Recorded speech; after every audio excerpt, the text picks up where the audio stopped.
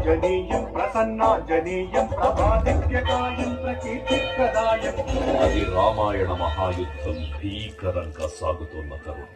శ్రీరామచంద్రుని సారథ్యంలో వానర సైన్యంతో విజృంభిస్తూ లక్ష్మణస్వామి తనతో పోరాటం చేస్తున్న రావణుడి కుమారుడు ఇంద్రజిత్ తలని బాణంతో ఒక్క వేటుతో వేరు చేశాడు.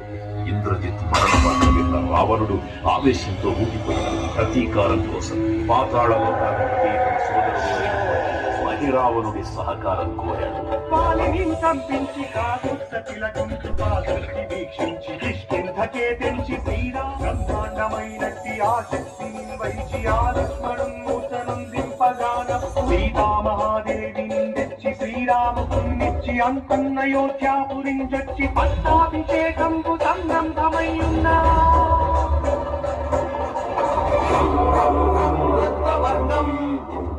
దినకరవదనం తీక్ష్ణదృష్ట్యాపరాళం రం రం రం రమ్యతేజం కించలనజరం కీర్తి పంచాదిభద్రం రం రం రం రాజయోగం సకల శుభనిధిం సకలం నమామి హం హం హం ఖడ్గహస్తం విశ్వకరహరణం వేద వేదాంత దీపం హం హం హం ఖడ్గరూపం త్రిభువన నిలయం దేవతాసు ప్రకాశం హం హం హం కల్పవృక్షం మణిమయమకుటం మాయమాయాసురం.